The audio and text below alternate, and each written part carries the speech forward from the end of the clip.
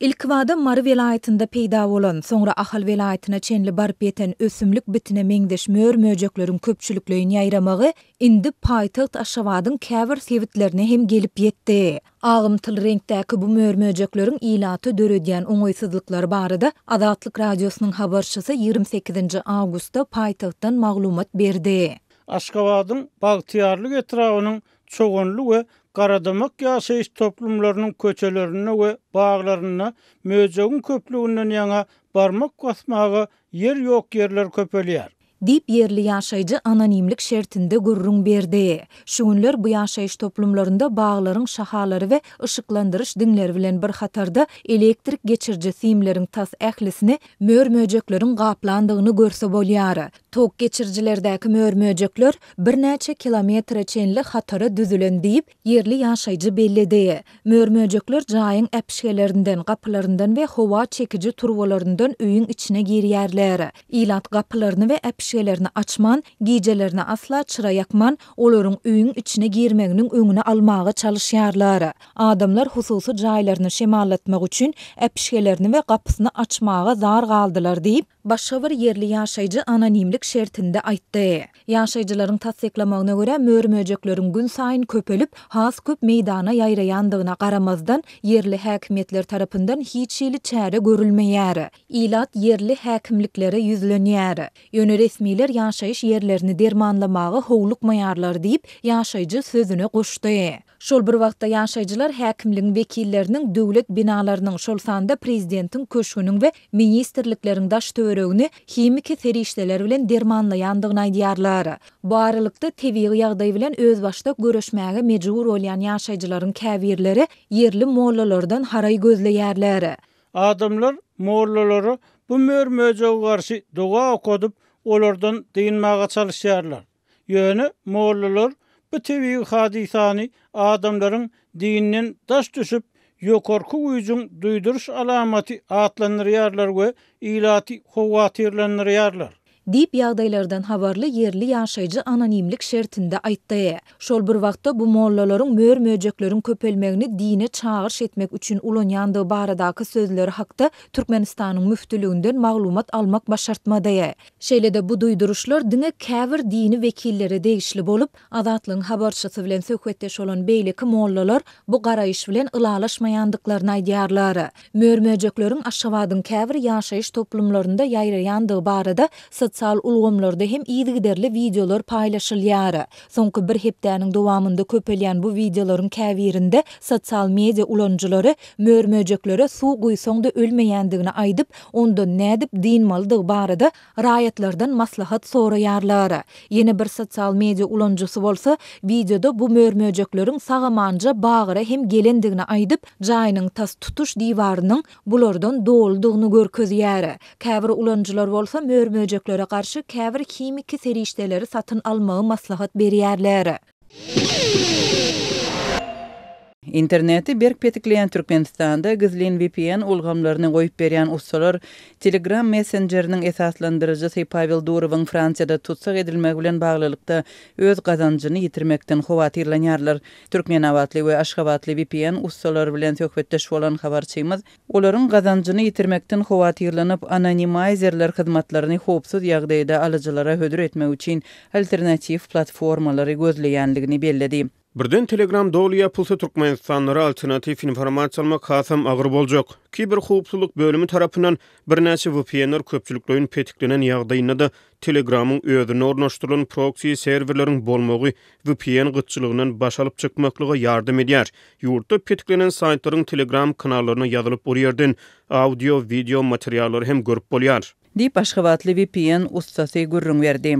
Telegram'ın esaslandyrjysy Pavel Durov 24 awgustda Parijiň etegindäki aeroporta gonan wagtynda saklandy.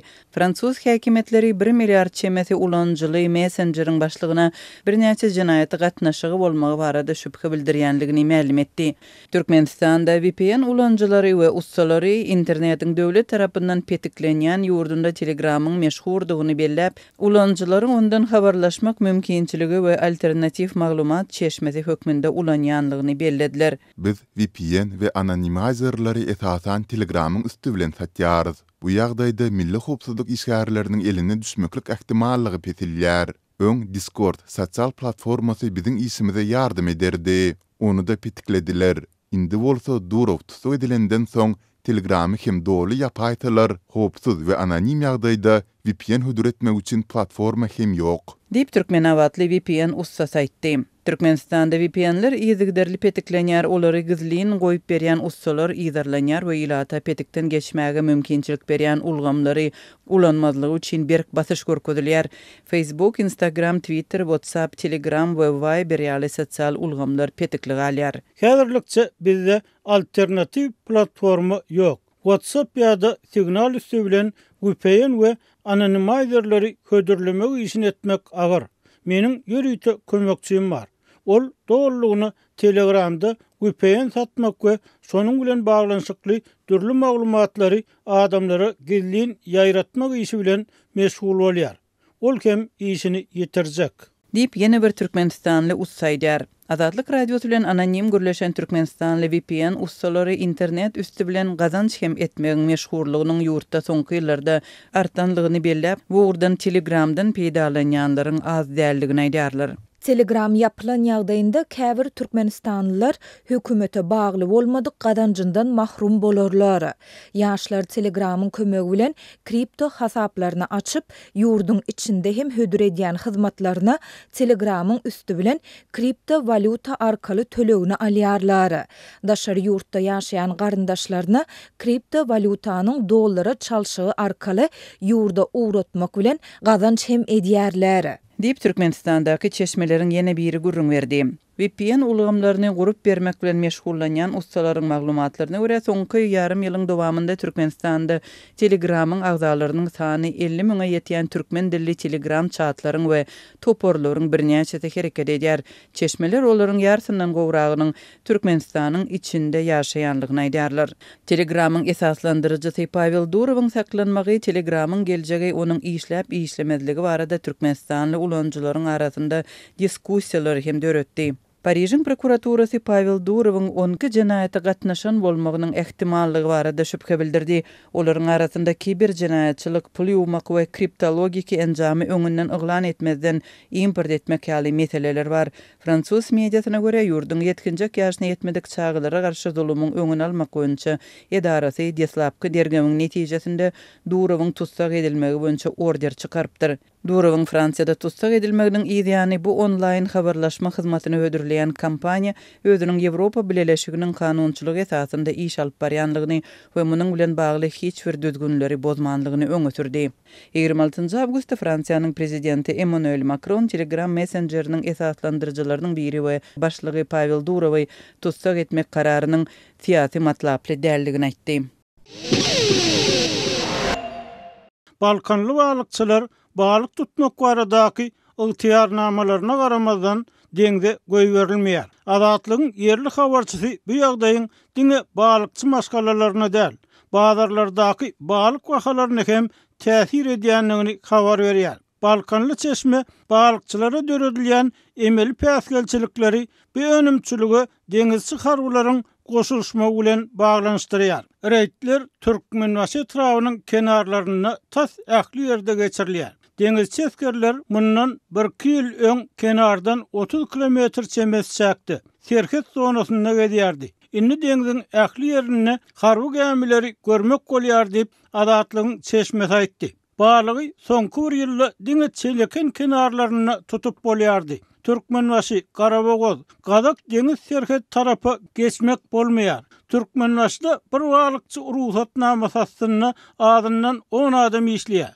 Bu gadaganlyk diňe bir etrapda 250 çemesi adamy balykdan gadanç etmekden kesdi diýip Azatlygyň söhbetde aýtdy. Deňizçi harwalar welaýatdaky balyk tutmak we satmak biznesiniň monopoliýasyny ele alýana meňzeýär diýip çeşme aýtdy. Onun tasdiklamagyna görä, balykçylaryň deňde goýberilmezligi jaňadaky deňiz goşunlary bilen baglanşykly. Ýöne bu ýagdaý barada resmi açyk düşündiriş berilmeýär. Balıkçılar harby gəmiler üçün päsgelçilik törödýär. Olaryň torlary gəmilerin hereket kardanlaryna çolosýar diýen bahana ulanylýar. Muny barp yerinde barlap bolmaýar. Diýip çeşme meselenin aýdylşy ýaly däl bolmagynyň gaty mümkinligini belledi.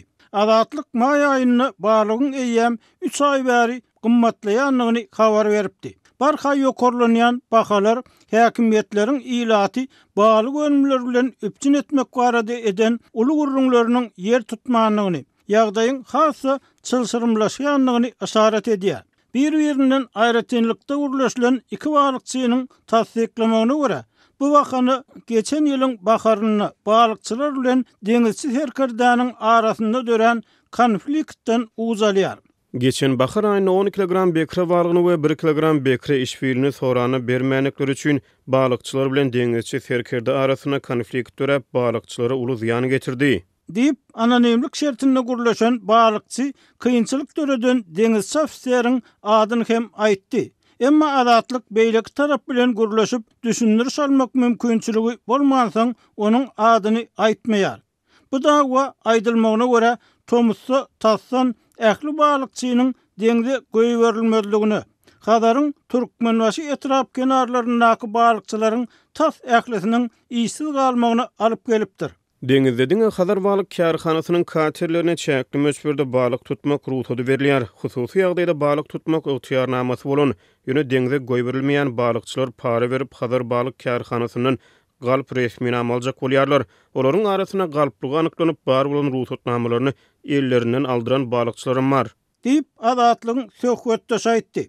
Şu Tomusda deňiz ýakasyndaky şäherde satylýan balyklaryň ählisiniň bahasy 100 götörüm çemesi gymmatlady.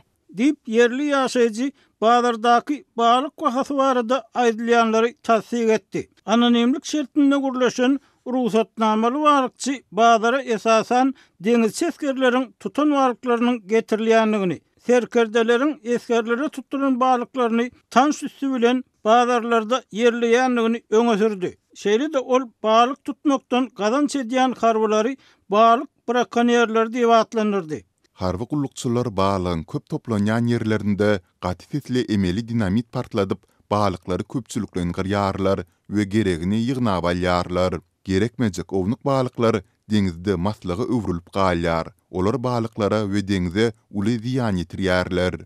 Diýip azatlygyň söhbetde aýtdy. Ýurt maglumat we jurnalistleriň açyk işlemek üçin doly ýapyk we howply bolan soň azatlyk bu habarda aýdylýan zatlar barada Goranmak ministrliginden, Senagat ministrliginden we Balkan Sewitiniň resmiýlerinden resmi düşündiriş alyp bilmeýär. Maglumat üçin aýdylsa, Türkmenistanyň öňkü prezidenti Gurbanuly Berdimuhammedow 2018-nji ýylyň oktýabryny Döwlet Balyk Hojalyk Komitetini Senagat ministrligine birleşdirmek barada karara gol çekdi. Bu karar şonuna bazar gatnaşyklaryny ösdürmek, ykdysadyýetyň döwlete degişli däl böleginiň iş görnüşlerini giňeltmek we içerki bazaryň balyk önümleri bilen üptünçiligini hassa gowlandyrmak maksady bilen düşündirilipdi.